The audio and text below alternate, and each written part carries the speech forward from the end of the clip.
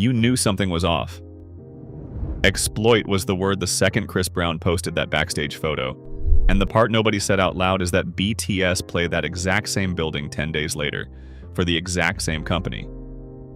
RM and J-Hope walked into Rogers Stadium in Toronto on August 12th. BTS headlined Rogers Stadium on August 22nd and 23rd. Same field, same operator. And once you see who owns that grass, this stops being a story about a photograph. Start with the building, because almost nobody covering this has. Rogers Stadium isn't a civic arena Toronto rents out. Live Nation Entertainment announced it in September 2024, built it in 9 months on the decommissioned runway of the old Downsview Airport, and operates it directly.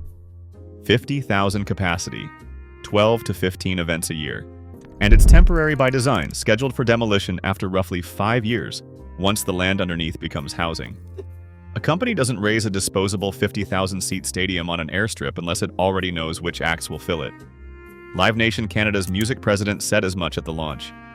The venue was built for an unprecedented wave of stadium acts, and when he listed the music it was made to hold, he led with Kpop. Run that math for a second. 12 to 15 nights a year across 5 years, then the bulldozers come. That's somewhere near 70 usable nights in the entire lifespan of the venue. Not 70 a season. 70 total forever. Every one of them's a finite asset owned by one company, and 2 of them in August belong to BTS. So, Live Nation built the room, Live Nation produces the R&B tour, and Live Nation promotes the BTS tour that walks into the same room 10 days later. One company, one field, 2 of the biggest tours on the continent inside a fortnight. That's venue cross-promotional access economics. Not a secret clause, not a leaked contract, just a promoter who owns the building, books both nights, and gets paid whoever's standing on the grass. Every headline out of that stadium is a headline about a Live Nation asset. But here's what none of that explains. Nothing in that structure made RM walk through the door. And this is where the theory everyone's repeating falls apart. The story going around says the tour needed BTS, that a controversial co-headlining run was sagging and needed a shot of Kpop credibility to move seats. Check it against the box office. The R&B tour cleared $101.9 million across its first 8 stadiums. 566,000 tickets. 13 concerts, every one of them sold out. It expanded from 33 announced dates to 51 shows across 26 stadiums. A third night at SoFi was added on demand. Live Nation's own reported figures put it on pace for roughly $400 million by December. That's not a tour on life support, that's one of the biggest runs of the year. Now stand BTS next to it. In May alone, BTS grossed $127.8 million. 12 stadium dates. 641,000 tickets, 1 month. More than the R&B tour had earned across its first 8 buildings combined. That single month broke the Rolling Stones record for the biggest monthly group gross in Billboard Boxscore history, set in August 2019, and broke it by 35%. In 31 days, BTS moved more money than a top-tier Western co-headlining run generated across its entire opening leg. Call it the 10-Day Boxscore Asymmetry. 2 tours, 1 field, 10 days apart. One of them's a genuine blockbuster, the other one moves in 31 days what the blockbuster moves in a season. So the favor was never running in the direction everybody assumed. Which raises the harder question. If nobody needed rescuing, what actually changed hands in that room? Follow the economics, because the pressure in live music right now isn't on demand. It's on the home market. A Goldman Sachs analysis put the average ticket for a top 100 global tour at $91 in 2019 and $136 by 2024. A 50% jump in 5 years. Now here's the part that matters, and it comes straight out of Polestar's own mid-year ledger, not from the Doom accounts. Worldwide, the top 100 tours just posted an all-time record. $3.16 billion, up 12.3%. 26.3 million tickets. Whatever your timeline told you this summer, the global business isn't collapsing. North America's another story. Put it in physical terms. Promoters here sold more tickets, worked more nights, and walked away with the same bottom line.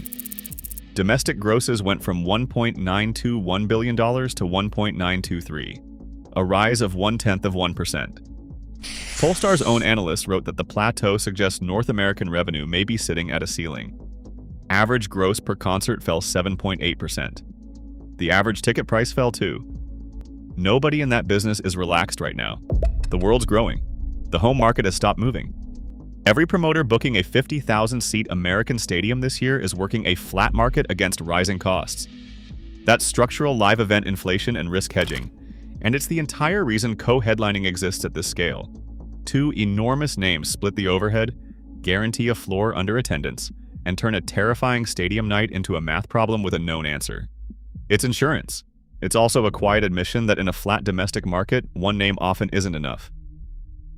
Then look at where BTS sit inside that exact same ledger.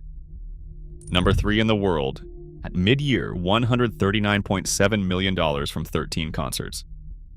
Number 1 in North America, $104.2 million, ahead of every domestic act on the chart. And one line in Polestar's analysis does more work than anything else in this story. Of the 10 biggest tours on Earth at mid-year, BTS were the only headliner averaging more than $10 million a show. 13 shows, no co-headliner, no support act, no local radio campaign. The first North American leg pulled 840,000 people across 5 cities in 15 sold-out shows, with extra nights bolted onto Tampa, Stanford, and Las Vegas because the originals vanished on sale day. None of that means the association is worthless to the other side. This is a tour carrying real reputational weight, and a photograph with 2 members of the most closely watched group on Earth is an instant asset against it. But wanting an asset and arranging an exploit are 2 completely different claims, and only one of them has evidence behind it. And here's the discipline. Nobody's applying to this story. There's no published engagement figure for J-Hope's post, none. It was an Instagram story. It expired in 24 hours, and Instagram doesn't release impressions to anyone but the account holder. Every percentage circulating this week was invented by somebody who needed a number to make a point. What is measurable is the coverage. Billboard, Rolling Stone, Billboard Canada, outlets across Asia and Europe, all running the same Toronto night.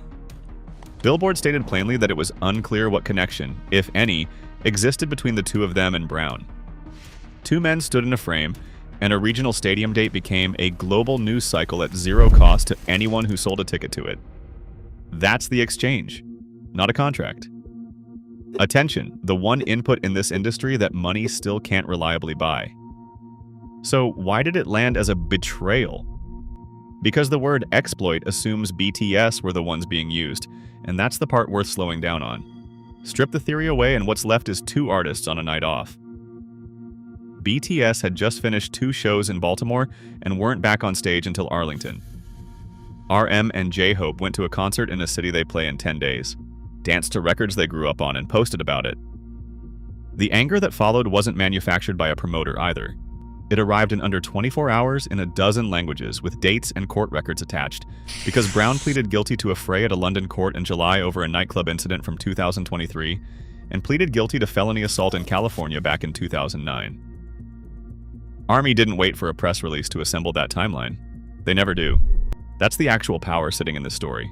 Not a leaked clause, a fandom that fact-checks in real time, and a group whose presence in a room is worth more than any advertising budget on the continent. Not because anyone negotiated it, but because they built an audience that genuinely shows up. Think about what that fandom did in one evening. No newsroom, no budget, no editor. Court filings pulled, dates cross-checked, the difference between an affray charge and an assault conviction argued out correctly in public while professional outlets were still blurring the 2. The research was better than most of the coverage it was reacting to. You can rent a stadium. You can buy a headline.